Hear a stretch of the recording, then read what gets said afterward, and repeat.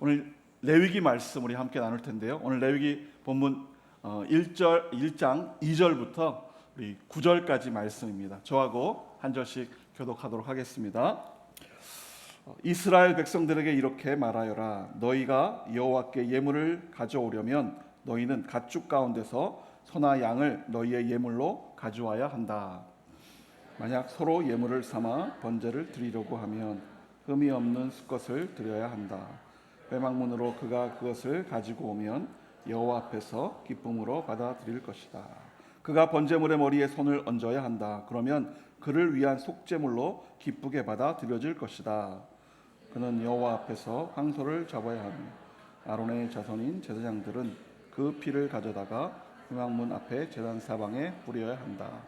제사를 드리는 사람은 번제물의 껍질을 벗기고 토막을 내야 한다. 아론의 제사장인 제단에 불을 붙여놓고 그 나무에 가지런히 놓아야 한다. 그 후에 아론의 자손인 제사장들은 번제물의 토막들과 머리와 기름이 있는 부위를 제단 위 불 붙는 나무 위에 두어야 한다.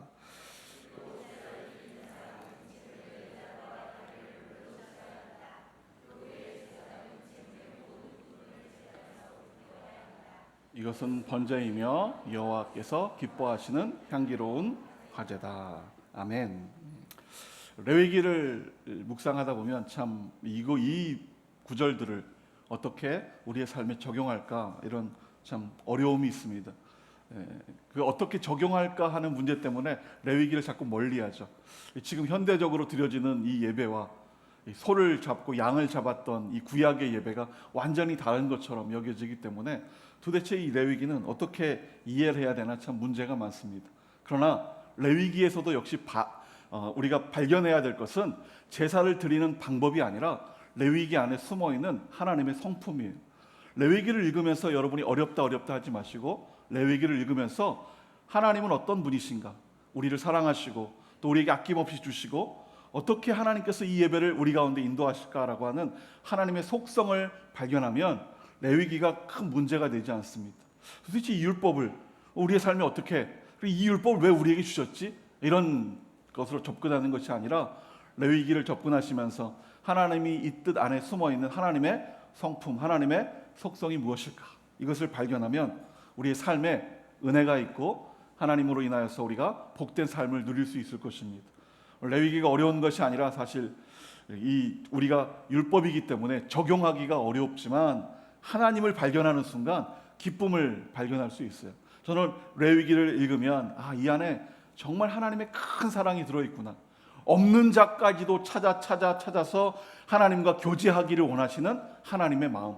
소나 양으로만 가지고 있는 사람들이 아니라 너무 없어서 굶주려서 가난해서 헐벗기 때문에 특별히 이 레위기에는 고아와 가부를 돌아보라라고 하는 그런 메시지들이 많이 숨어 있죠. 찾아서 우리를 찾아오시는 하나님의 사랑이 담겨 있는 것이 바로 이 레위기 말씀이에요. 레위기가 어렵다면, 레위기가 적용하기 어렵다면 또 이런 말이 어려울 수 있어요. 우리 성경을 딱 펼치면 창세기 1장 1절에 이런 말씀이 있죠. 태초에 하나님이 천지를 창조하셨다. 이 말과 여러분의 삶은 어떤 관련이 있으십니까? 이걸 어떻게 적용해야 될지 게 아니라 하나님의 성품, 하나님의 마음을 이해하는 것이죠. 그러다 보면 모든 것의 시작이 하나님인 것처럼 오늘 나의 하루의 시작도 하나님으로 시작하는 거예요. 내가 사업을 하게 되면 사업의 시작, 공부의 시작, 계획의 시작, 새로운 단계로 나아갈 때 그 모든 시작을 하나님으로 할 수 있는 그런 묵상을 하게 되는 거죠. 그래서 우리의 삶을 바꾸는 것입니다. 마찬가지로 레위기도 하나님이 이 예배 안에 계시기 때문에 우리가 예배 안에 들어가서 하나님을 만나고 우리의 삶을 점점 변화시키는 것입니다. 레위기는 무슨 규칙이 아닙니다. 이건 지켜야 되고 이건 지키지 말아야 되고 이것을 연구하는 것이 아니라 왜 이런 말씀을 우리에게 주셨어? 얼마나 우리를 사랑하시는지 하나님이 그것을 우리가 깨닫는 것이죠. 지금도 이렇게 하나님께 질문하실 분이 계신지 모르겠어요. 하나님 왜 나에게 이런 고난을 주십니까? 하나님 왜 이 문제를 풀어주시지 않습니까? 이렇게 말하지만 어쩌면 하나님은 이미 여러분에게 대답하셨을지도 몰라요. 나는 너와 함께하고 싶어. 네 손을 잡고 싶어. 나를 바라봐. 나를 주목해봐. 이렇게 말할지 모르겠어요.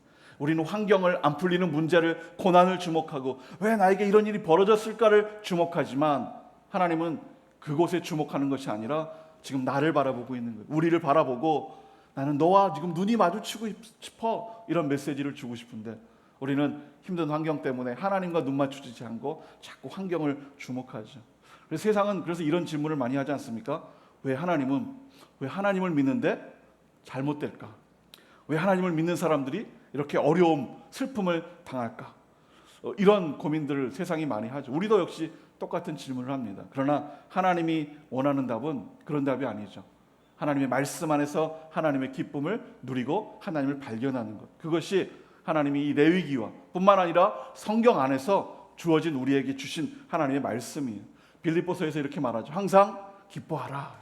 내가 다시 말하노니 항상 기뻐하라. 이것이 하나님의 뜻이에요. 그래서 우리가 성경을 읽으면서 우리로 하여금 기뻐하시는 하나님을 발견할 뿐 아니라 하나님으로 인하여 기뻐하는 우리의 삶을 발견할 수 있어야 참된 신자가 될 수 있습니다. 오늘 여러분 하나님 안에서의 기쁨을 발견하시기를 간절히 축원합니다. 심지어 하박국은 이렇게 고백하죠. 다 잃어버려도, 외양간의 소도 잃어버리고 나무의 열매도 다 잃어버려도 그러나 오직 나의 구원 되신 하나님으로 인하여 즐거워하겠다, 이런 고백을 합니다. 왜요? 하나님이 주시는 진짜 믿음을 만났기 때문에 그런 거예요. 의인은 믿음으로 살리라. 이것이 무슨 의미인지 알았기 때문에 하박국은 이 고백을 하는 거예요. 여러분 이렇게 고백할 수 있습니까? 양떼도 다 사라지고 소도 없고 그런데 난 여호와로 인하여 기뻐하겠습니다. 구원을 주신 하나님의 기쁨으로 나는 즐거워하겠습니다. 이런 고백. 우리는 구원하고 잘 안 바꾸려고 그러죠. 하나님 우리를 구원해 주셨는데 우리는 구원의 기쁨을 누리는 것이 아니라 세상이 주는 기쁨과 즐거움이 있어야 돼요. 그러나 하나님은 우리에게 그 구원의 기쁨 안에서 참된 즐거움을 발견하게 하신다. 여러분이 만약에 이 레위기에서 그 기쁨을 발견할 수 있다면 정말 하나님의 놀라운 은혜 속에 살아갈 수 있습니다.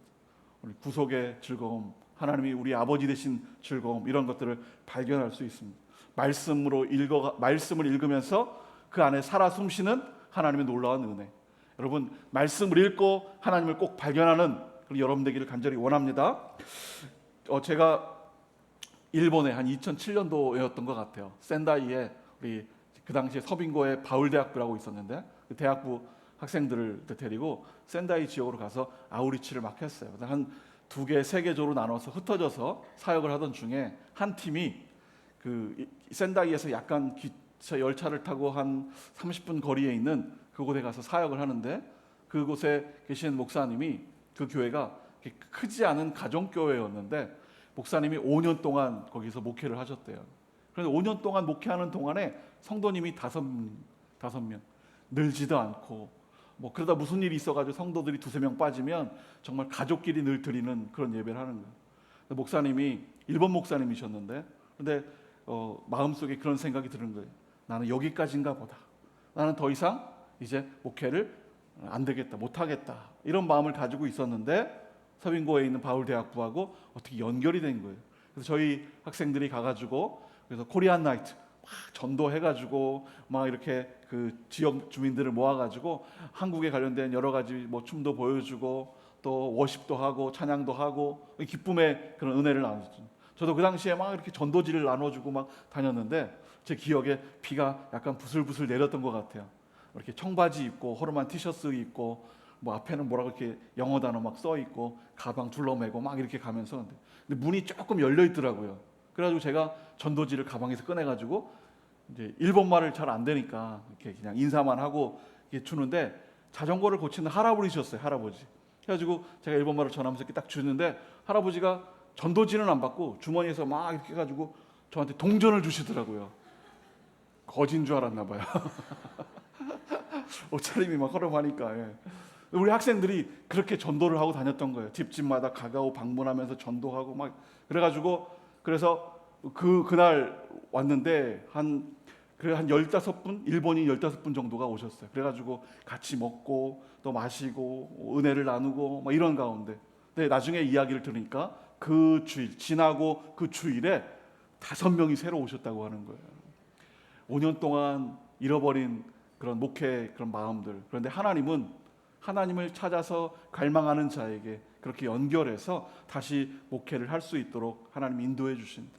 여러분 우리의 삶이 때로 지치고 힘들어서 더 나아갈 길이 안 보이는 것 같아요. 우리는 방향을 잃어버렸어요. 어디로 가야 될지 모르겠어요. 여기서 포기해야 되나? 그러나 하나님은 절대 포기하지 않으십니다. 오늘 여러분은 건져주시고 이렇게 세워서 하나님의 길로 나아갈 수 있도록 인도하시는 분이 바로 하나님입니다. 그 말씀을 레위기 말씀에서, 하나님 말씀 성경 속에서 발견하고 앞으로 전진하는 것이 오늘 우리가 해야 될 사명이다라고 하는 것입니다. 여러분 혹시 지쳐 계신 분 계시다면 오늘 말씀을 통하여, 예배를 통하여 회복되시기를 축원합니다. 혹시 비전을 잃어버렸습니까? 꿈을 상실하셨습니까? 여러분, 여러분의 꿈이 상실해도 하나님은 꿈을 상실하지 않고 다시 여러분을 반드시 일으켜 세우실 거예요. 오늘 주저하지 않고 우리가 일어날 수 있다면 하나님은 우리와 늘 함께 해주신다. 우리가 기도하고 응답되는 것만 우리에게 복이 아니라 힘들고 어려운 상황 속에서 하나님을 다시 만나는 것이 진짜 참된 복이 되는 것이죠. 그렇게 일본의 그 목사님을 만나고 그런 경험을 하면서 저도 역시 그런 은혜를 받은 것 같아요. 좌절되고 넘어지고 쓰러지지만 그러나 하나님은 반드시 내 앞에 기다리고 계시다. 오늘 하나님 앞에 온전히 예배함으로 그렇게 하나님을 만나시기를 간절히 축원합니다. 하나님, 우리가 이 땅에서 그렇게 살아가길 원해요. 포기하지 않고 언제든지 하나님 앞에 서서. 레위기가 말하고 있는 것이 있습니다. 나는 거룩이고 나는 사랑이다. 나는 공의야. 그래서 레위기 주제를 거룩, 공의, 사랑 이렇게 이야기를 합니다. 특별히 하나님, 이 레위기 안에서 하나님의 사랑을 엄청 많이 발견할 수 있어요. 이것이 하나님의 사랑이구나. 연약한 자까지도 끌어안으시는 하나님의 사랑, 이것을 배울 수 있습니다. 여호수아가 모세에게 사명을 이어받고 처음 요단강을 건너 들어간 아주 강한 성이 바로 여리고 성이었죠. 포기하고 싶어요. 저거는 무너뜨릴 수가 없어. 그러나 하나님은 포기하지 않게 하십니다.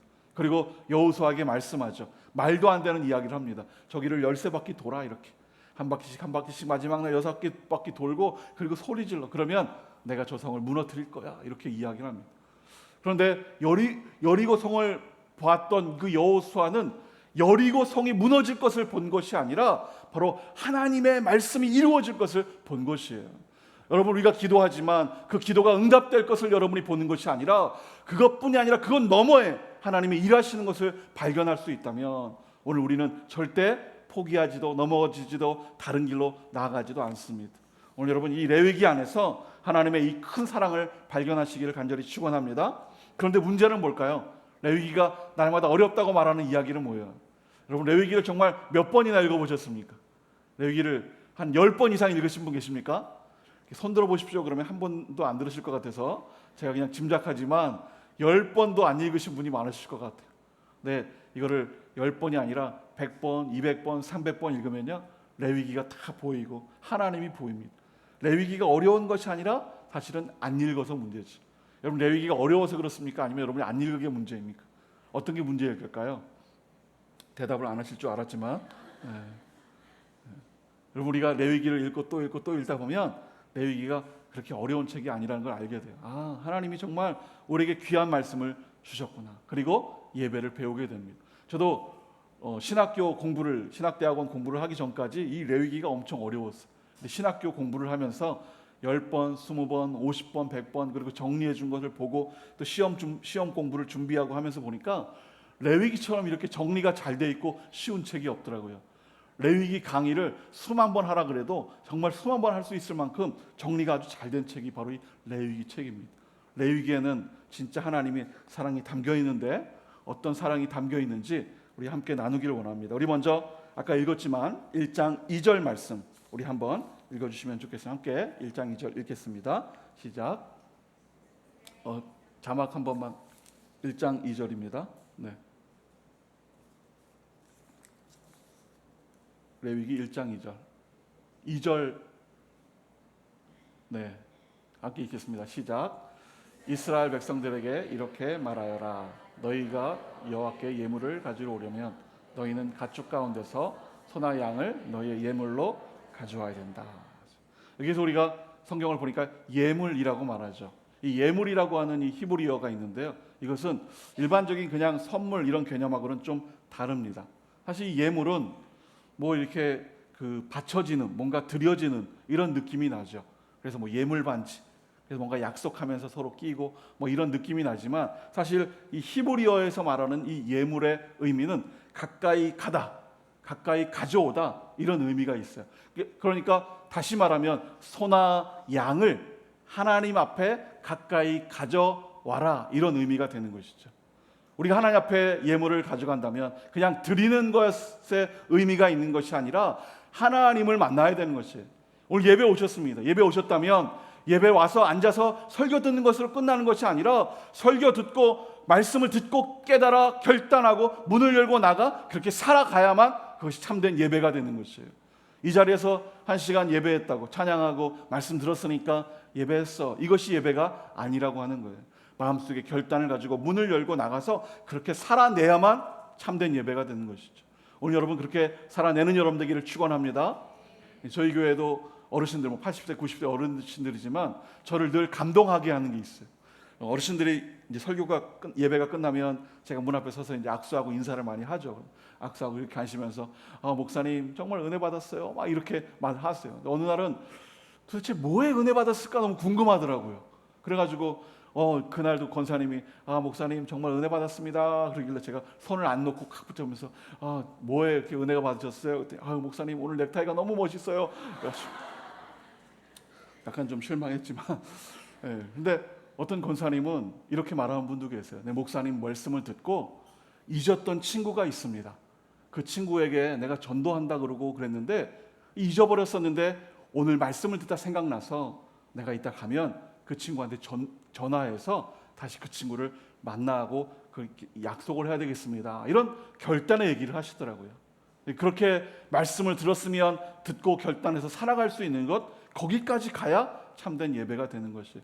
예물을 가져온다라고 하는 것은 바로 그런 의미입니다. 그냥 바쳤으니까 끝, 이것이 예배가 아니라는 거예요. 헌금이 너무 쉽죠. 그냥 이렇게 봉투에 담아가지고 헌금 드리면.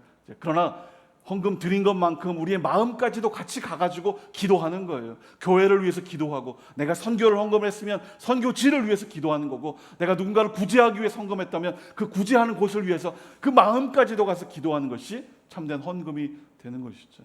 여러분 오늘 그렇게 마음까지도 가가지고 예배하는 여러분 되기를 간절히 소망합니다. 그것이 살아있는 예배가 되는 거. 오늘 예물은 바로 우리에게 그 이야기를 하고 있어요. 그런데 이 예물에 몇 가지 특징이 있습니다. 첫 번째는 나의 희생이 있어야 되는 것이에요. 나의 헌신과 또 나의 생계 수단, 내가 거두었던 나의 그 소산물을 하나님 앞에 드리는 것이에요. 내가 어디에 훔쳐오고 내가 어디 쉽게 구한 것이 아니라 정말 땀을 흘리고 피를 흘려 열심히, 그래서 그것을 통해서 하나님 앞에 드리는 나의 헌신이 포함되어 있어요. 그래서 이 제사 제물로 드리는 이 예물은 흠이 없어야 된다고 이야기하죠. 흠이 없는 것으로, 다시 말하면 가장 좋은 것을 하나님 앞에 드리는 것이에요. 우리 가끔 헌금할 때도 어쩌면 다 남겨놓죠. 이것 떼고 저것 떼고 저것 떼고, 그래서 이거 남은 것 남았으니까 헌금할 수 있는 성교 헌금하고, 그것이 아니라 없어도 떼어서 먼저 하나님 앞에 드리는 것이죠. 요즘 경제가 많이 어려우니까 그런 질문을 많이 하시는 분이 많으세요. 목사님 정말 너무 어려워요. 이것 띄고 저것 띄고 하다 보니까 정말 11조 할 돈이 없어요. 하나님 하나님 앞에 어떻게 해야 되죠? 제가 근데 뭐라고 얘기할 수가 없더라고요. 그래도 굶어 죽더라도 11조를 하셔야죠. 막 이렇게 제가 그렇게 담대하게 말하기가 좀 어렵더라고요. 정말 11조에 또 여러 문제들이 있지만 정말 우리의 마음이 정말 하나님 앞에 간다면 물질만 가는 것이 아니라 우리 마음도 같이 가고, 또 시간도 마찬가지죠. 아침에 일찍 일어나는 시간을 하나님 앞에 먼저 드리는 것. 저희 교회도 92세 된 어르신이 계세요. 아주 정정하시는 남자 우리 장로님이신데요. 새벽 4시면 눈을 뜨세요. 그리고 그 식당으로 내려오셔가지고 따뜻한 물을 4잔을 탁 드시고 4시 반에 교회에 오세요. 예배 시간은 5시 반에 시작인데요. 4시 반에 오셔서 제일 먼저 하시는 건 뭐냐면 잠언을 읽으세요. 그 날짜에 맞춰서. 오늘이 25일이면 잠언 25장을 오늘 쭉 다 읽으시는 거예요. 그리고 제가 내드린 숙제가 있거든요. 빌립보서를 몇 번 읽어라, 에베소서를 읽어라. 그럼 그 숙제를 또 찾아서 빌립보서를 또 쫙 몇 번 읽으시고, 그리고 이제 그 남은 시간에 기도를 하나님 앞에 하시는 거예요. 5시 반에 예배가 시작되면 새벽 기도를 드리고, 그리고 6시 반까지 기도하시다가 자리로 들어가서 일상을 하세요. 하나님 앞에 첫 시간을 드리는 그 기쁨으로 살아가는 것, 그것이 하나님 앞에 드려지는 흠없는 우리의 것을 나의 희생을 통하여 하나님 앞에 드려지는 예물이죠. 이런 얘기하면 여러분 마음속에 부담이 되시죠? 새벽 기도도 안 나가는데 막 오늘 여러분 나름대로 여러분의 하루를 쪼개어서 시간으로 장소로 하나님 앞에 온전히 드려줄 수 있는 그런 여러분의 재물된 마음이 있으셔야 됩니다. 두 번째는 이 재물은 하나님이 지정된 곳에 또 하나님이 지정한 장소에 하셔야 됩니다. 뭐 이때는 구약 시대니까 성막에 와서 이렇게 얘기하지만 여러분의 기도의 골방이 있어야 됩니다. 골방이라 그래가지고 뭐 다락방처럼 이런 게 있는 것이 아니라 여러분이 혼자 하나님을 만날 수 있는 그런 자리죠. 때로는 회사 옥상이 될 수도 있고 아니면 지하가 될 수도 있고 아니면 어떤 공원의 허름한 구석 자리에서 여러분 하나님을 만나는 그런 자리일 수 있죠. 오늘 내가 제물이 되기 위해서 희생하고 하나님이 정해주는 이런 장소에서 예배하는 그런 우리의 마음가짐이 필요할 것입니다. 오늘 하나님은 오늘 우리에게 이 예물을 제물됨을 소개하면서 소와 양을 드리라 이렇게 말합니다. 오늘 성경을 보니까 소나 양으로 예배를 드려라 이렇게 말하는데요. 여기에서 좀 히브리적인 해석이 조금 약간 좀 자세히 될 필요가 있는데 실제 소는 우리가 눈으로 보는 소를 말하는데요. 여기에 양이라고 해석이 되어 있어요. 이렇게 질문할 수 있어요. 성경에서는 소나 양으로 이야기했는데 구체적으로 뒤로 들어가면 뭐 염소도 있고 비둘기도 있는데 도대체 이건 어떻게 해석하냐 이럴 수 있지만 여기서 소나 양 이렇게 할 때 이 양은 실제 히브리어의 해석은 가축을 말합니다. 집에서 기르는 가축 동물이죠. 네 발 달린 짐승들과 집에서 기르는 가축을 이야기해요. 그래서 좀 이렇게 작은 거, 소 말고 그래서 양도 되고 그래서 염소도 될 수 있는 것이죠. 네, 하나님이 지정해 준. 그래서 좀 뒤에 가면 소 외에 양이나 염소를 드릴 때 그 양이라는 이 단어와 여기 2절에서 쓰는 양이라는 단어는 조금 다른 히브리 단어가 다르게 되어 있어요. 그러니까 하나님이 지정해 놓은 소나 또는 작은 동물까지도 드릴 수 있다. 이것이 바로 번제다 이렇게 이야기를 하죠. 번제의 의미는 올라가다라고 하는 의미가 있어요. 그래서 계단이라는 의미도 있고요. 또 오르막길 이런 의미도 포함되어 있어요. 다시 말하면 우리가 드려지는 이 제사가 하나님 앞에 올라간다 이런 의미가 있어요. 근데 이 번제에 중요한 두 가지 의미가 있는데요. 하나는 실제로 죽여야 되는 것이에요. 제물을 가져오면 소를 가져오면 그 소를 실제 죽여야 제사가 된다는 것이죠. 그래서 예수님이 이 땅에 오셨어요. 예수님은 우리를 위해서 죽으셨는데 그냥 죽은 척한 것도 아닙니다.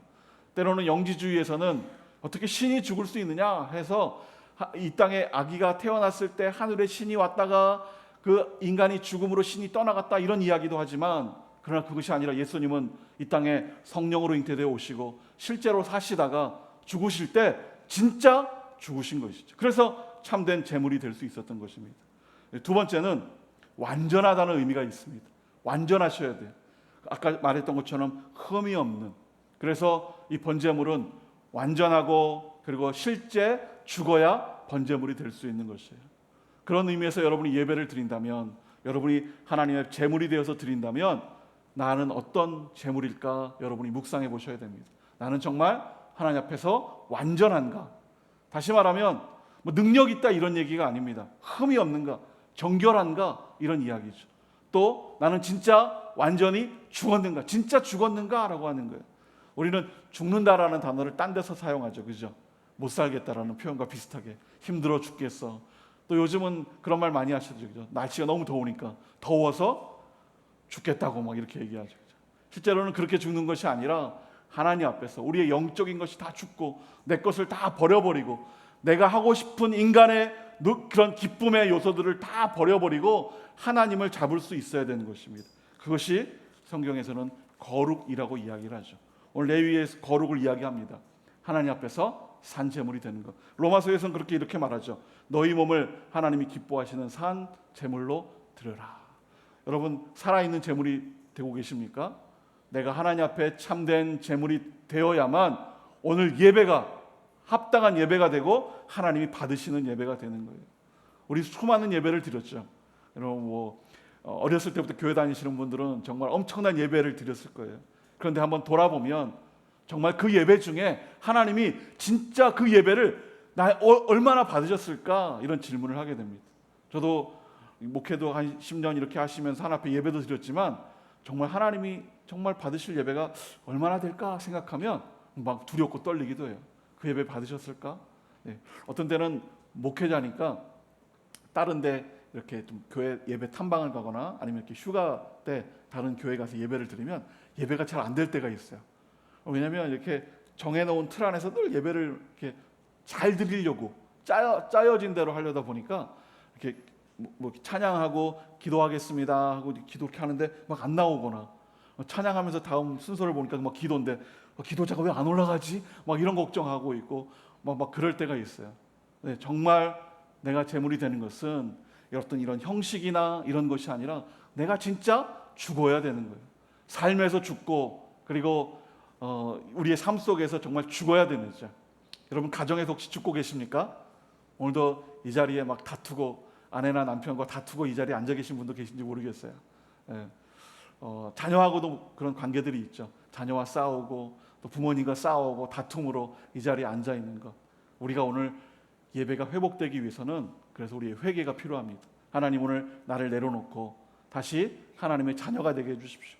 내가 다시 가정으로 돌아가면 참된 부모가 되고 참된 자녀가 되고 하나님의 온전한 모습으로 살아갈 수 있도록 인도해 주십시오 하고 회개하는 모습으로 돌아갈 때 그것이 예배가 되는 것이죠. 하나님 근심됩니다. 걱정됩니다. 내일 어떻게 해야 될지 정말 모르겠습니다라고 하는 우리의 마음속에 있는 답답함을 오늘 다 주 앞에 내려놓고 믿음으로 삶으로 나아갈 때 그것이 진짜 예배가 되는 것이죠. 그것이 오늘 성경이 우리에게 원하고 있는 번제물이 되는 것입니다. 그런데 이런 질문들 많이 하시는 것 같아요. 주일날 뭐 예배 드리고 막 이러면 어떤 분은 안식일에 대한 질문도 하시더라고요. 안식일은 또 뭡니까? 주일은 또 뭡니까? 이렇게. 예수님께서 안식일에 병자를 고치시면서 예수님이 한 이야기가 있어요. 안식일에 손이 오그라든 자를 고치시면서 이렇게 말했죠. 안식일에 선을 행하는 것과 악을 행하는 것 그리고 생명을 구하는 것과 죽이는 것 어느 것이 옳으냐? 이렇게 물어봅니다. 안식일에 어떤 것을 하는 것이 옳으냐라고 이렇게 물어보시는데요. 이때 어느 것이 옳으냐, 한글로는 어느 것이 옳으냐 이렇게 세 단어지만 실제 히브리어는 한 단어로 되어 있어요. 어떤 것을 선택할 것이냐, 가능하냐, 이거는 어느 것이 합법적이냐 이런 말이에요. 어느 것이 옳으냐 이 말은 합법적이냐, 타당하냐, 가능하냐 이런 뜻을 가지고 있어요. 그런데 좀 더 깊이 들어가면 이런 의미가 숨어 있습니다. 존재하다라고 하는 뜻이 있어요. 그래서 이 안식일에 대한 논쟁을 할 때 예수님이 이 하신 논쟁은 사실은 안식일이 맞냐 틀리느냐, 주일이 맞냐 틀리느냐 이것을 논쟁하는 것이 아니라 예수 그리스도, 예수님이 존재한 이유가 뭐냐를 우리에게 묻고 있어요. 여러분 오늘 주일에 이렇게 우리가 예배를 드리는데 이 예배를 드리는 이유가 무엇입니까? 주일날 와서 여기서 예배하고 있어요. 여러분 여기서 왜 예배하세요? 뭐 주일은 성수해야 되니까 어려서 또 배웠으니까 혹시 이래서 예배하고 있습니까? 오늘 예수님 우리에게 이렇게 말하고 있는 거예요. 나의 권세가 뭔지 아냐? 내가 이 땅에 왜 왔는지 알아? 이 땅에 이 백성들을 구원하기 위해서 내가 존재한 거야. 안식일이든 주일이든 그것이 상관이 아니라 나의 오늘 권세는 이 땅의 백성을 구원하기 위해서 존재하는 거야. 이렇게 말씀하고 있어요. 오늘 우리가 예배할 때도 마찬가지입니다. 오늘 우리가 예배하면서 내가 오늘 예배를 잘했는가 못했는가, 말씀 선포가 좋은가 나쁜가, 아니면 오늘 찬양이 좋은가 나쁜가 이것을 판단하는 것이 아니라 오늘 내가 하나님을 구원자로, 예수 그리스도를 구원자로 고백하고 그 구원자로 내가 삼고 내 인생의 구주로 고백하느냐라고 하는 것이 문제죠. 오늘 그렇게 고백했다면 나의 삶의 문제는 아무것도 문제가 되지 않는 거예요. 여러분의 힘든 문제들, 나의 구원자 구주 되신 예수님이 생명까지도 바치고 나에게 주셨던 그 예수님이 우리의 문제를 해결해 주실 것입니다. 내가 기뻐하는 그곳을 쫓아가는 인생이 아니라 오늘 이 시간 예배하며 하나님을 만날 수 있다면 하나님이 우리의 모든 문제를 해결해 주신다. 오늘 예배하면서 오늘 예배를 잘했나? 잘 드렸나? 오늘 말씀을 잘 들었나? 이것이 문제가 아니라 오늘 내가 참된 예수 그리스도를 만났느냐라고 하는 것을 여러분이 오늘 발견해야 되는 것이죠. 그것이 바로 온전한 제물이 되는 것입니다. 오늘 예배하시며 예수님을 만나시기를 간절히 축원합니다. 뿐만 아니라 오늘 예배뿐만 아니라 앞으로 드려지는 주일 예배마다 문제는 설교가 좋으냐 나쁘냐, 오늘 찬양 잘했어 못했어 이것을 판단하는 것이 아니라 나 오늘 예수님 만났어, 나 오늘 예수님 못 만났기 때문에 1부 예배, 오늘 2부 예배도 드릴 거야. 2부 예배 드렸는데 또 잘 못 만난 것 같아. 그러면 3부 예배도 드리고 갈 거야. 4부 예배도. 그래 오늘 마지막 예배까지 오늘 이렇게 남아서 예배 예수님 만나기 위해서 기다리시는지 모르겠어요. 오늘 예수님 못 만나면 교회를 떠나면 안 돼요. 세상에서 예수님 없이 살아가야 되는데 어떻게 이 예배당을 떠날 수 있겠어요? 오늘 여러분이 예수님을 만난다면 내일부터는 예수님과 동행하고 기쁨으로 살아갈 수 있는 것이, 그것이 참된 예배가 되는 것입니다. 오늘 여러분 이 예배 가운데서 하나님을 만나시기를 간절히 축원합니다. 오늘 그 드려지는 귀한 예배, 하나님은 그 예배를 어떻게 드려야 되는지, 오늘 제목은 번제지만 오늘 그 대표에서 번제로 이야기하지만 사실 번제 안에 다 담겨져 있어요. 의미가. 우리 3절 말씀인데요. 우리 같이 한 번 더 읽어보도록 하겠습니다. 시작.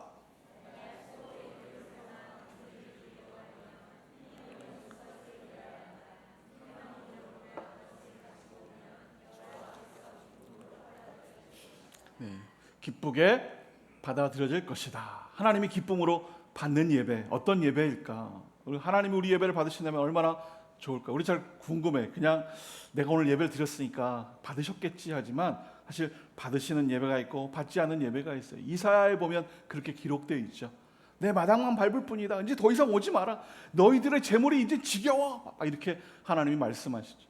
오늘 여러분이 여러분을 다 이렇게 내가 하나님 예물입니다. 그리고 여러분이 다 이 자리에 앉았는데 하나님은 정말 여러분을 예물로 받으실까요? 오늘 내가 예배를 드리기 위해서 예배 가운데 회개하는 마음으로 하나님 앞에 나아가야 돼. 하나님, 내가 오늘 회개하며 나의 모든 삶을 주 앞에 정리해서 드립니다. 오늘 나를 예물로 받아주십시오. 오늘 그 대표적으로 소라는 단어가 나옵니다. 소는 숫소를 얘기하죠. 물론 뒤에는 양도 나오고 염소도 나오고, 그리고 염소까지도 드릴 수 없는 사람들을 위해서 하나님께서 비둘기까지도 또 양보하셔서 비둘기로 드릴 수 있도록, 그러니까 하나님 앞에 드려지는 예물은 누구나 다 공평한 거예요. 하나님 앞에 평등에 대한 이야기를 하는 사람들이 있어요. 하나님 정말 평등하실까? 저도 제가 전도사 때 좀 그런 궁금증이 있어요. 왜냐하면 학생 2명이 있었는데요. 한 학생은 아버지가 굉장히 교회에서 이렇게 근무하시면서 굉장히 잘 나가시는 분이셨어요. 그러다 보니까 살기도 잘 살고 또 아버지 혜택 때문에 여러 그 자기의 삶에 불편함이 없는 친구인데, 근데 한 친구는 고등학교 2학년 친구인데 아버지가 좀 이렇게 안 좋은 일로 통해 가지고 교도소로 들어가셨어요. 그래서 고모님이 오셔가지고 그 형제를 이렇게 그 학생을 도와주고 있는 거예요. 근데 형하고 같이 사는데 보니까 너무 안쓰러운 거예요. 근데 둘 다 너무 착하고 잘하고 있고, 제 마음은 약간 그런데 이쪽으로 가는 거죠. 약간 힘들고 어려운. 하나님 앞에 이런 질문을 하게 된 거예요. 하나님 공평하시다면서요? 멋 모르고 있었던 전도사 시절입니다. 예. 그냥 공평하시다면서요? 막 이렇게 질문을 드렸어요. 왜 이런 일이 생깁니까? 그러고 있는데 하나님의 공평에 대해서 하나님 이렇게 말씀하셨어요. 나의 구원은 공평하다. 있고 없고를 따지는 것은 너희들의 기준이지만 내 기준은 누구든지 있든지 없든지 내 앞에 구원은 다 공평하다, 이렇게 말하는 거예요. 아, 그렇구나. 하나님 앞에 나아가는 길은 누구에게나 다 걸려있구나. 탕자라 그래서 하나님이 버린 것이 아니에요. 탕자가 돌아올 때까지 기다리는 것이에요. 혹시 여러분 하나님이 기뻐하지 않는 죄 가운데 있었던 분들이 계시다면 아직도 하나님이 여러분을 기다리고 계시다라고 하는 거예요. 제물로 돌아와서 하나님 앞에 온전한 구원을 이룰 수 있도록 여러분을 기다리고 계시다. 오늘 여러분 세상 것을 완전히 포기하고 내려놓고 세상의 기쁨을 내려놓고 하나님의 거룩 앞에 섰을 때 하나님이 여러분을 받으시고 그 구원 앞에서 우리도 평등하게 살아갈 수 있다. 그리고 그 하나님이 주시는 놀라운 기쁨을 발견할 수 있다면 오늘 우리가 드려지는 이 예배를 하나님이 받으시는 것 얼마나 기쁩니까? 오늘 그러한 예배가 되기를 간절히 축원합니다. 오늘 그 숫소의 모습으로 우리가 나아가는 것이죠. 그런데 오늘 숫소를 정해주신 것뿐만 아니라 장소도 정해주셨어요. 회막이라는 것을 정해주셨어요. 이 막이라고 하는 것은 천막을 말하죠. 어떤 모임 뭐 이런 의미인데 영어로 말하니까 tent to meeting. 이 미팅을 말할 때 좀 고민했어요. 이 미팅이라고 할까 아니면 미링이라고 할까? 네, tent to meeting. 텐트에서 만나자고 하는 거예요. 텐트가 어디예요? 하나님이 정해주신 회막. 하나님은 정해준 재물을 정해준 장소에서 만나기를 원하시는 것이죠. 오늘 우리가 그래서 하나님이 정해놓은 곳으로 나가는 거예요. 그런데 하나님이 정해준 곳이 어디입니까? 뭐 어떤 분은 이렇게 예배당입니다 말할 수 있겠죠. 그러나 하나님이 정해주시는 예배하기에 합당한 곳은 바로 정결한 곳이에요. 정결한 곳에 정결한 내가 정결한 모습으로 하나님 앞에 나아가서 하나님 앞에 예배하기를 하나님이 원하시는 것이죠. 혹시 여러분의 삶이 정결한 부분이 없다면 오늘 그것을 다 걷어치우시고 오늘 정결함으로 정직함으로 온전함으로 하나님 앞에 나아가는 여러분 되기를 원합니다. 여러분 혹시 마음속에 분노한 분 계십니까? 부부간에 아니면 자녀와 아니면 직장 동료와 그 분노의 마음들. 하나님도 분노를 알고 계세요. 그래서 우리가 분노하는 것도 하나님 인정하셨어요. 그래서 에베소서에 보면 분을 내더라도 분을 품지만 그러나 해를 넘기지 말라 그랬어요. 하루를 넘기지 마. 오늘 자고 일어나면 내일 아침에 뜨면 완전히 다 씻어버리라고 하는 것이에요. 그것을 가지고 오늘 가고 내일 가고 내일 모레 가고 이렇게 그것을 우리는 소위 뒤끝이라고 이야기하죠. 그죠? 신앙에는 뒤끝이 없어야 돼요. 우리 옆에 분에게 이렇게 한번 얘기해 주세요. 뒤끝 없이 사십시오. 이렇게. 예, 미소를 띠면서 말하는 분은 좀 당해보신 분 같아요. 예, 저도 이 설교를 뭐 준비하기 전에도 예전에 이런 설교를 하면서도 괜히 많이 반성했어요. 왜냐하면 굉장히 뒤끝이 강한 사람이거든요. 그래가지고 이 설교할 때마다 늘 찔림으로 이렇게 이야기하면서 뒤끝을 없애자 그러는데 잘 안 사라지더라고요. 뒤끝 가지고 가서 자꾸 예배하니까 예수님께서 말씀하시는 거예요. 마태복음은 이런 이야기가 나오죠. 어떤 이야기가 나옵니까?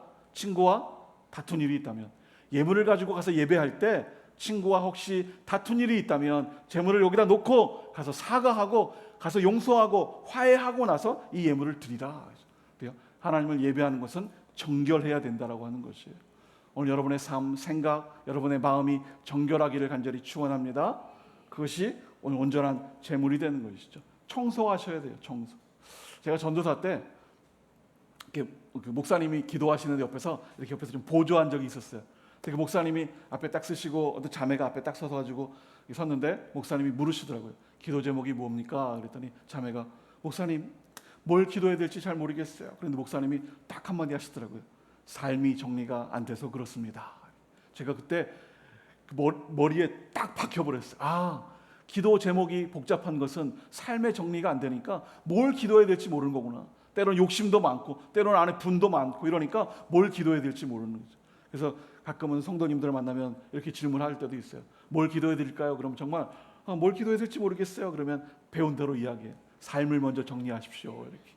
여러분 혹시 뭘 기도해야 될지 모르는 분이 계시다면 오늘 여러분의 삶이 정리가 안 된 거예요. 삶이 정리가 안 된 분들을 가가지고 방문을 확 열어보면 방도 정리가 안 돼 있어. 방도 정리가 안 된 것뿐만 아니라 차도 정리가 안 돼 있을 때가 많아요. 자동차가 막 지저분해요. 그래가지고 자동차를 이렇게 얻어 타면 이분이 어떤 분인지 알 수 있어요. 그러니까 저를 태우지 마십시오. 차가 정리가 되면 방도 정리가 되고 방도 정리가 되면 삶도 정리가 되고 삶이 정리되면 기도가 정리되는 거예요. 그러면 내가 정리되고 하나님 앞에 바른 사람이 되는 것이죠. 오늘 여러분 그러한 삶의 정리를 통하여서 하나님이 원하는 곳 원하는 방법으로 예배하기를 간절히 축원합니다. 여러분이 원하는 대로 기도하면 좀 약간 그 이교도라 그럴까요? 내가 원하는 대로 하나님 이루어 주십시오 이런 것이죠. 어떤 때는 이런 기도가 오시는 분도 계세요. 그때는 아직 저도 철이 없고 어떻게 반응해야 될지 잘 모르는 그냥 이렇게 좀 도덕 선생님처럼 너무 굳어진 상태이기 때문에 근데 나이 드신 약간 좀 어떤 집사님이 오셔가지고 제가 기도를 하는데요. 이번에 이사를 하는데요. 강북으로 이사해야 될지 강남으로 이사해야 될지 모르겠어요. 강남으로 가야 될까요? 강북으로 갈까요? 이렇게 말씀하시더라고요. 제가 용한 목사님을 찾아가세요 이렇게 하려다가 그러다가 그냥 이렇게 좀 잘 대답해 드렸지만 우리가 그런 마음으로 기도하면 하나님 앞에서 절대 받지 않으신다. 하나님 앞에 하나님이 원하시는 방법과 하나님이 원하시는 대로 우리를 드릴 때 하나님 더 많은 것을 우리에게 주십니다. 오늘 그래서 하나님이 이렇게 말하죠. 하나님이 기쁘게 그것을 받으신다라고 하는 것입니다. 오늘 여러분이 드려지는 이 놀라운 은혜들을 하나님이 받기를 간절히 축원합니다. 근데 하나님이 방법을 말씀했어요. 어떻게 제물을 드리는가? 방법이 있는데요. 네 가지가 있습니다. 제가 레위기 강의를 가끔 할 때는 이 네 가지 방법을 외우라 그러는데, 첫 번째는 안수하는 거예요.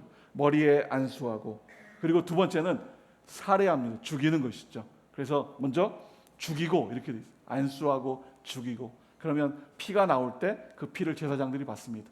받은 피를 제단에 뿌리죠. 그래서 안수하고 죽이고 그리고 피를 뿌립니다. 그리고 나머지 이 가죽들을 다 벗기고 각을 떠서 태우죠. 제사할 때 네 가지 방법입니다. 안수하고 죽이고 그리고 피를 뿌리고 태우는 것. 이 네 가지 방법이 다 동일하게 제사마다 되어 있어요. 근데 어떤 방법으로 무엇을 태우고 어떤 것을 태우냐가 제사의 구분이 되는 것이죠. 근데 오늘 번제는 특징이 있습니다. 오늘 번제는 다 태우는 거예요. 완전하게 태우는 것이죠.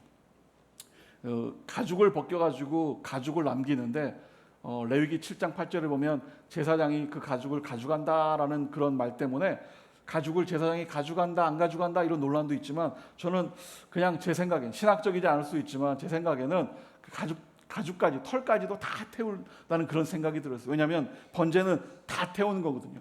아무것도 남김없이 다 태워야 되는 거예요. 정말 그런데 하나님이 원하는 제사는 날마다 번제하기를 원하세요. 그래서 욥이 아침에 저녁에 번제하죠. 그래서 상번제, 하번제, 아침에 일어나가지고 혹시 밤중에라도 알게 모르게 죄를 지었을까봐 그것 때문에 아침에 일어나자마자 제사를 드려요. 하루 종일 내가 깨닫지 못하는 죄를 드렸을까봐 밤에 저녁에 제사를 드리는 완전한 번제를 드리고 있죠. 오늘 우리의 삶이 하나님 앞에 온전하기 위해서는 이런 제사를 드려야 됩니다.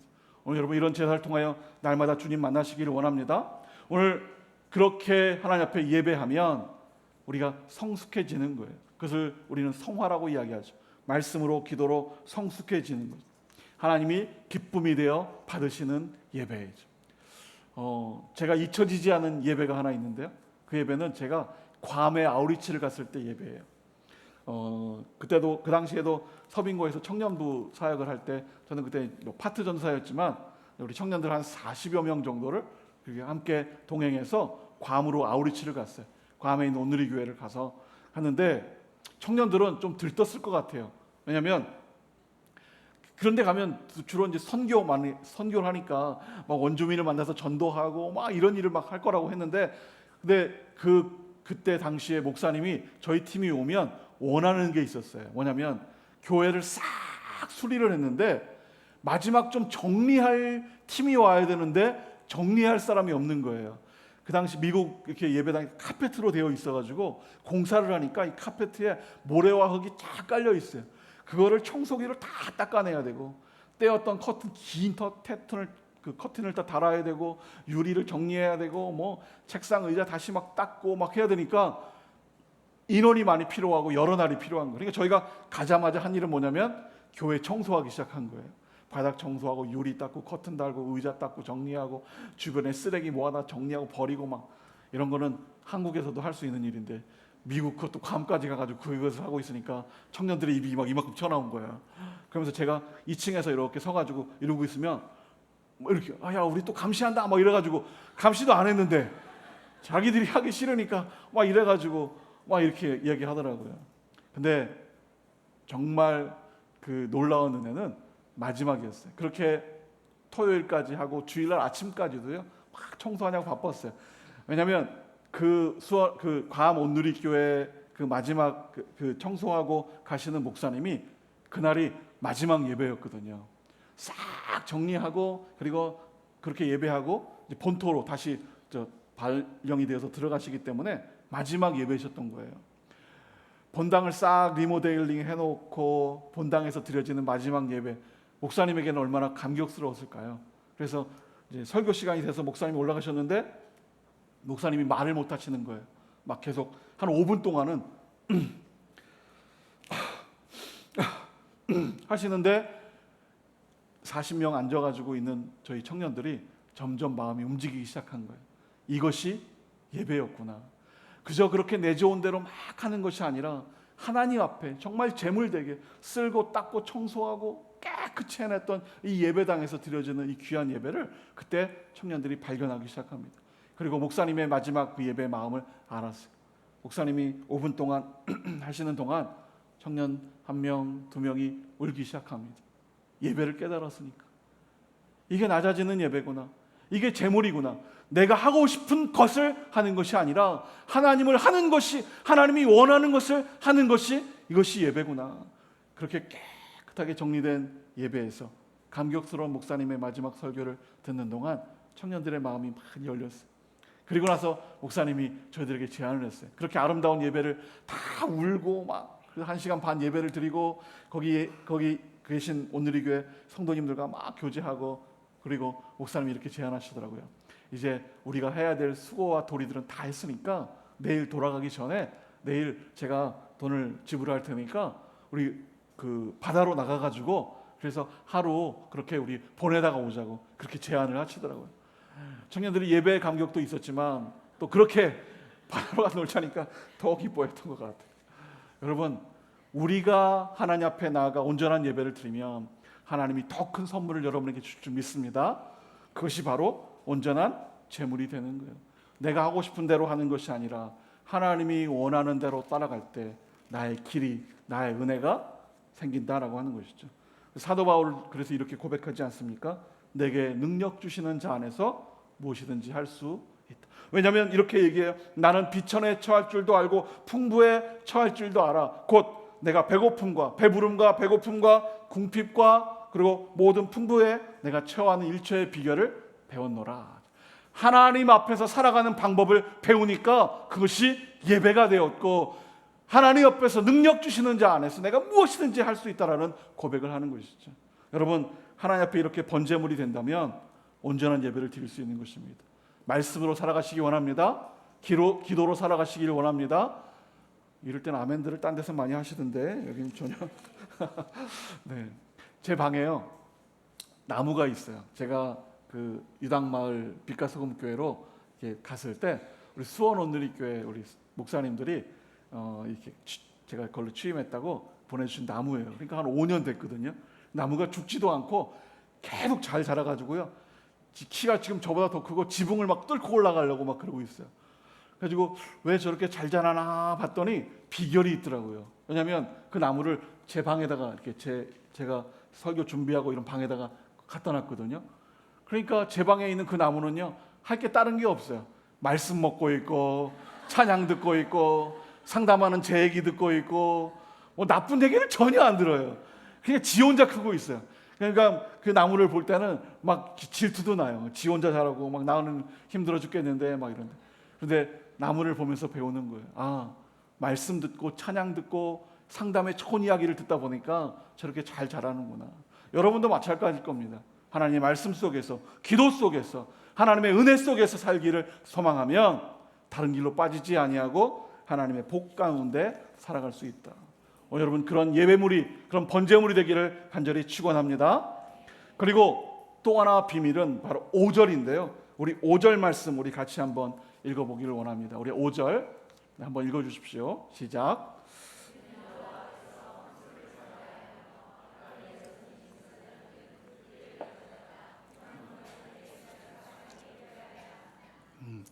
오늘 피를 가져다가 회막은에 뿌리는 이 사건이 나오죠. 근데 여기에서 그 송아지를 잡아야 된다 이렇게 나오는데, 다른 말로 말하면요, 실제로 죽여야 된다라고 하는 거예요.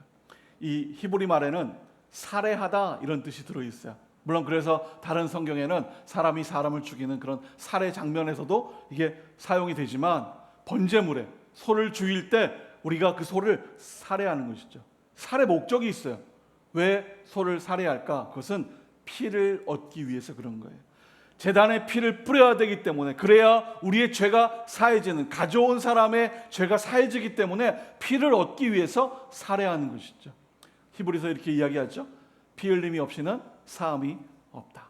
예수님께서 우리를 위해서 실제 죽으시고 피 흘렸기 때문에 우리의 죄가 다 사해졌다라고 하는 것이에요. 여러분, 우리가 이 비밀을 안다면 우리가 어떻게 살아가야 되는지에 대한 결단을 하게 됩니다. 지난주에도 설교했지만 계속 못 박는 사람들이 있어요. 예수님의 손에 계속 못 박고 계속 피 받아내려고 하는 그런 사람들이 있어요. 이젠 그 행위를 중단해야 돼요. 그리고 예수님이 정말 기뻐하는 것, 그것을 싸워야 해요. 그것을 우리는 영적 전쟁이라고 하죠. 내가 원하는 것이 아니라 하나님의 것을 지키기 위해서 싸우는 사람들이 되어야 되는 것이죠. 그래야 하나님으로 인하여 복을 얻을 수 있는 것이죠. 상처받은 사람들이 많이 힘들고 어려워하기도 합니다. 그러나 그 상처를 이겨내기 위해서는 예수님 안에 들어가서 예수님이 원하는 삶의 방식대로 살아가면 상처가 씻김받게 돼 있습니다. 근데 상처 부여잡고 사는 사람들이 있어요. 그것 때문에 힘들어하고 그것 때문에 어려워하고 그것이 성격이 되어서 어디 가면 말도 잘 못하게 되고 나서지도 못하고 또는 너무 나서가지고 무슨 문제를 만들기도 하고 이런 사람들이 있죠. 상처가 되지 않고 은혜가 되기 위해서는 예수 그리스도의 피 흘림 안에 들어가서 깨끗이 씻김받고 하나님이 정말 원하는 하나님이 만들어놨던 아담의 모습으로 살아갈 때 하나님의 은혜를 받을 수 있는 것입니다. 근데 오늘 이렇게 제가 설명드렸지만 오늘 진짜 설교하고자 하는 것은 6, 7, 8절에 있어요. 오늘 6절 말씀 우리 간단하게 제가 한번 오늘 말씀 나누겠습니다. 6절 말씀 우리 한번 읽어보겠습니다. 시작. 자, 여기는 껍질을 벗기고 이렇게 되어 있지만 옛날 성경에는 가죽을 벗기고 이렇게 되어 있죠. 이 털로 되어 있는 가죽을 벗겨야 되는 거예요. 혹시 TV에서 양털 이렇게 벗기는 건 보셨는지 모르겠지만 쉽지 않은 일이죠. 근데 이 가죽을 무슨 전문가가 와서 벗기는 게 아니에요. 이 소를 가지고 온 사람이 소의 이 가죽을 벗겨내야 되는 것이에요. 얼마나 어렵겠어요. 힘들겠어요. 고통스러웠을 거예요. 그런데 그 일을 함으로 말미암아 점점 소와 하나 되고 또 내가 하나님 앞에 온전한 땀 흘림을 통하여서 제물이 되는 것이죠. 그렇게 가죽을 벗기는 것만큼 오늘 우리가 해야 될 사건이 있는데 아까 말한 것처럼 상처를 벗는 것이에요. 우리 인간은 뭘 쓰고 있습니까? 탈을 쓰고 있어요. 탈. 가면을 쓰고 있죠. 옆에 분 한번 보세요. 얼마나 어떤 가면을 쓰고 있는지. 엄청 험악한 가면을 쓰고 있죠. 그죠? 예, 특별히 결혼할 때 그런 가면을 남편들이 많이 쓰죠. 그죠? 절대 물 한 방울 안 묻힐게 막 이러면서 엄청난 가면을 쓰고서 나타나기도 하는데 그 가면을 벗어버려야 됩니다. 탈을 그래야만 진짜 하나님의 사람이 나올 수 있는 것이에요. 여러분의 상처의 탈을 벗기를 간절히 축원합니다. 벗어버리고 하나님 앞에 온전히 서십시오. 하나님이 여러분 원래 모습을 원하세요. 그런데 나 아닌 모습으로 자꾸 나를 감추려고 하니까 서로 힘든 일이 생기는 것이죠. 하나님은 태초에 우리를 만들어 놓은 그 모습 그대로 하나님 앞에 나오길 원하세요. 또 인간관계가 그렇게 돼야 돼요. 서로 탈을 쓰지 않고 말하지 않으면요, 소통하지 않으면 그래서 서로가 어려워지는 것이에요. 네, 전에도 어떤 팀이 있었는데 아우리치를 가시더라고요. 근데 아우리치를 가시는데 그 아우리치를 가기 위해서 이렇게 헌금하고 물건을 내놓고 이런 것에 서로 오해가 생겼어요. 팀장님하고 물건을 헌물한 것을 내놓은 분하고 오해가 생겨가지고 완전히 팀이 와해되기 직전에 있었어요. 그래서 하나님께서 주시는 말씀마다 하나됨을 계속 원하시는 거예요. 근데 가기 전에 사역을 준비한 것이 아니라 가기 전에 그 팀의 하나됨을 위해서 기도하고 가는 거죠. 사역을 위해 기도하고 가야 될 팀들이 사역을 위해서 기도하지 않고 소통하지 않으니까 하나님이 그냥 못 보내. 하나됨을 위해서 기도해. 그래가지고 가기 전까지 하나됨을 놓고 기도하게 하시고, 물론 그 기도 덕분에 잘 다녀는 왔지만 정말 하나님이 하고 싶은 것을 제대로 못했다는 생각이 들어요. 가정 안에서 부부와 또는 자녀 간에 서로 나를 내려놓고 이러한 탈을 벗고 그리고 서로 소통할 수 있는 마음이 있으셔야 됩니다. 근데 내 욕심, 내 것이 아니라 하나님의 마음으로 서로 이야기를 나눌 수 있어야 되는 거죠. 그래야 교회가 제대로 될 수 있는 거예요. 교회가 내 것을 원하니까 교회가 쪼개지고 갈라지죠.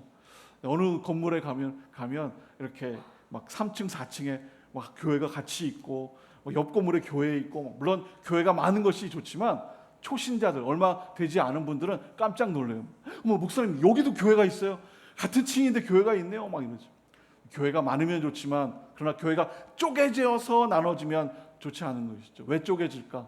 그것은 바로 내 소통이 서로 안 돼. 내가 원하니까 그런 것이죠. 그래서 지금 이 시대에 가정이 많이 쪼개지고 있습니다. 쪼개져서 그래서 서로 이혼하는 것이 일이 돼버린 그런 일들이 있습니다. 혹시 여기도 그런 상처에 있는 분이 계시다면 먼저 하나님 앞에 그 일에 대해서 회개해야 되고, 그리고 하나님 앞에 온전히 살기 위해서 오늘 내가 나를 드리는 그런 마음들이 있을 때 그런 모든 상처들이 회복되고 새로운 사명과 꿈이 있으실 것입니다. 그리고 아직 온전한 마음으로 함께하는 그런 가정들이 있다면 깨어지지 않기 위해서 하나님 앞에서 나를 내려놓고 가면을 벗고 그리고 서로 소통하시면서 가정을 이루어내셔야 됩니다. 오늘 그렇게 나를 벗고 하나님 앞에 온전히 서는 여러분 되기를 축원합니다. 뿐만 아니라 7절에 이렇게 이야기를 하죠. 아까 질서 이야기를 했는데 7절 말씀 한번 같이 읽어보겠습니다. 시작.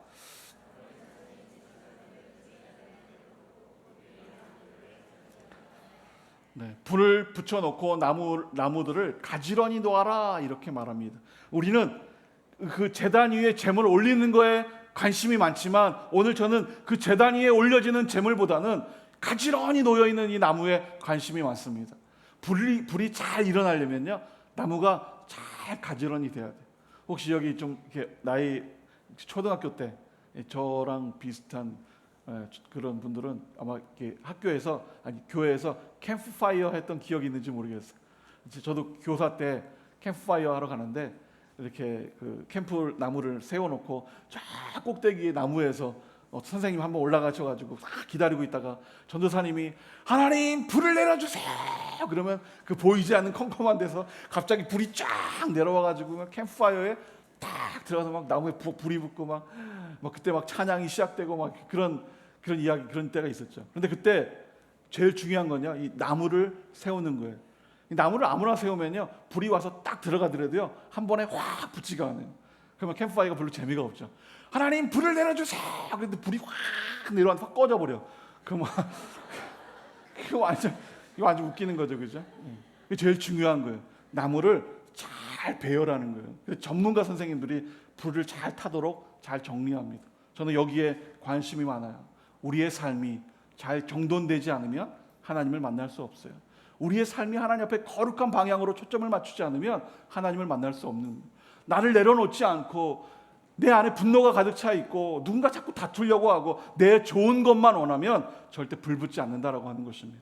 오늘 나무를 잘 정리하는 것처럼 여러분의 삶도 잘 정리되어지기를 축원합니다.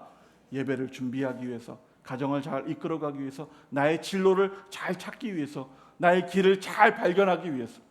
혹시 이 자리에도 오늘 사업이 어려워서 이 자리에 오신 분 계신지 모르겠어요. 사업이 힘들고 어려워서. 그러나 여러분, 사업이 힘들고 어려운 것도 있지만 오늘 다시 한번 하나님 앞에 무릎 꿇고 내가 지금까지 어떤 방법으로 나무를 잘 정리했는가를 한번 다시 돌아보고 회개하며 하나님, 나무를 잘 정리할 수 있는 지혜를 주세요. 그러면 하나님이 또 다른 지혜를 여러분에게 부어주실 거예요. 오늘 그러한 지혜로 여러분의 불붙는 그런 나무들이 되기를 축원합니다. 뿐만 아니라 이 나무가 잘 정리되면 그 다음에 이 재물을 올려놓기 위해서 씻는 것이 필요한데요. 우리 9절 말씀 한번 읽어보겠습니다. 9절 시작. 재물의 내장과 다리를 물로 씻어야 한다. 그 위에 제사장은 재물의 모든 부분을 재물에서 불태워야 한다. 이것은 번제이며 여호와께 기뻐하는 향기로운 화제다. 불을 태우는 것도 중요하지만 재물을 깨끗이 씻어야 되는 것입니다. 오늘 여러분 예배 오실 때 어떤 마음으로 오셨습니까? 여러분의 마음이 깨끗하십니까? 오늘 이 자리에서도 예배가 되어서 말씀이 여러분 가운데 살아있다면 내일 아침 눈 뜨고 세상으로 나아갈 때도 깨끗한 마음, 정결한 마음, 하나님이 여러분의 살아있는 마음으로 나아가서 말씀으로 살아내셔야 참된 능력자들이 될 수 있습니다. 힘들고 어려운 것 때문에 고민하지 말고 오늘 나를 깨끗이 씻어서 하나님 앞에 부끄러움이 없는 그런 사람들로 살아가시기를 간절히 축원합니다. 그것이 바로 신자예요. 성도, 거룩한 백성들, 하나님의 사람들이라고 하는 것입니다. 그런데 저는 오늘 이 번제도 중요하지만 제가 사실 오늘 이 설교에서 말씀드리고자 하는 더 큰 핵심은 원래 2장에 있어요. 근데 2장을 쭉 다 설교하기에는 너무 뭐하니까 먼저 번제물에 대한 이야기를 먼저 말씀드렸지만, 번제까지도 드릴 수 없는, 이 번제물 비둘기도 드릴 수 없는 사람들은 고운 가루로 예배를 드리라고 이렇게 말하고 있어요. 그래서 곡식을 가져와서 그걸 고운 가루로 만들어 드리는 것이죠. 근데 어느 날 별로 관심이 없었어요. 소제는 별거 아니니까. 왜냐하면 소는 어떻게 해야 된다, 뭐 양은 어떻게 하고 염소는 어떻게 하고 막 이런 내용들이 많기 때문에 거기에 관심이 가는 거예요. 소제는 그런데 그냥 고운 가루를 드리라고, 뭐 철판에 어떻게 하고 뭐, 그래서 레위기 2장은 별로 중요하게 생각하지 않고 그냥 넘겼는데, 어느 날 저희 교회에서 제가 설교를 하는데 2장은 그냥 건너뛸 수 없어서 소제 부분을 보고 또 읽고 보다가 고운 가루에 꽂혀버렸어요. 왜 하나님은 고운 가루로 드리라고 했을까? 근데 그 비밀을 제가 깨를 빠다가 알게 됐어요. 어느 날 제가 집에 갔는데 저희 아내가 깨를 잘 이렇게 볶아가지고 그다음에 이렇게 씻어서 깨 볶는 것도 여러 단계가 있더라고요. 씻어가지고 말려가지고 다시 불에서 프라이팬에 막 해가지고 막 팅팅 튀는 거 또 다 쓸어 담아가지고 막 해가지고 나중에 절구에다가 막 찢는데, 근데 제가 오니까 저희 아내가 절구에다 좀 빠달라는 거예요. 그래서 절구에다 이렇게 탁 빠는데 이 깨가 정말 입에서 욕이 나올 뻔했는데 깨가 막 빠는데 막 튕겨나가고 막 손으로 막고 해도 막 튕겨나가고 막 그러는 거예요. 처음에 막 짜증이 나더라고요.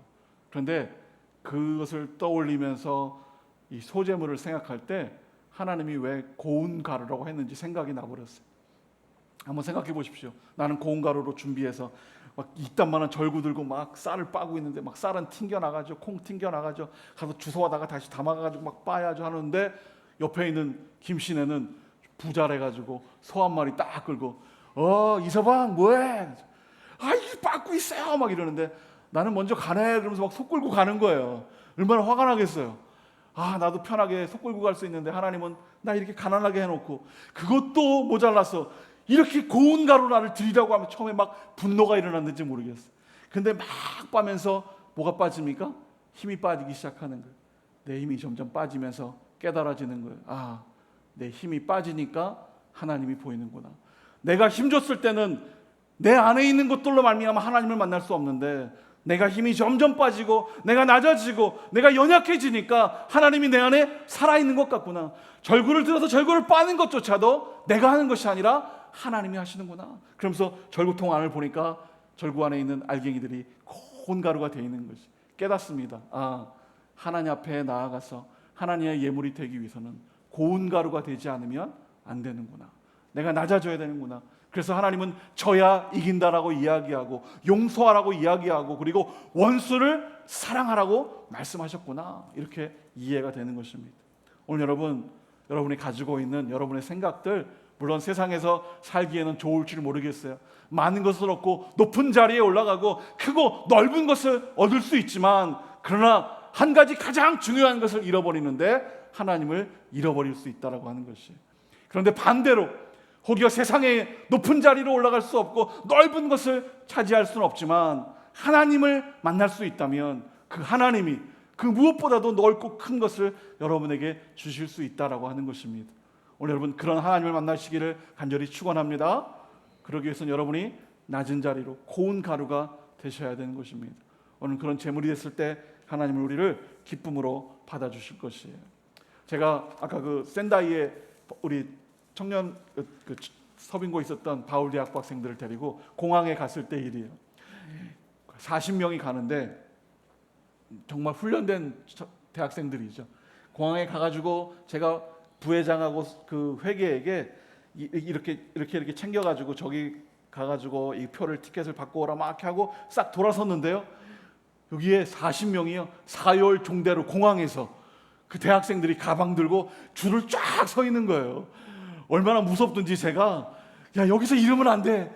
흩어져 이래가지고 막 335 흩어지라 그랬어요. 그래가지고 뭐 석이랑 이렇게 회개하고 딱 돌아왔는데요. 3명 4명씩 또 짝을 지어가지고 공항 바닥에 앉아가지고 성경 펴놓고 성경 읽고 있더라고요. 막 이렇게. 그런데 제가 그때 발견했어요. 여러분 억지로 시키면 얼굴이 어떻습니까? 얼굴이 안 밝죠.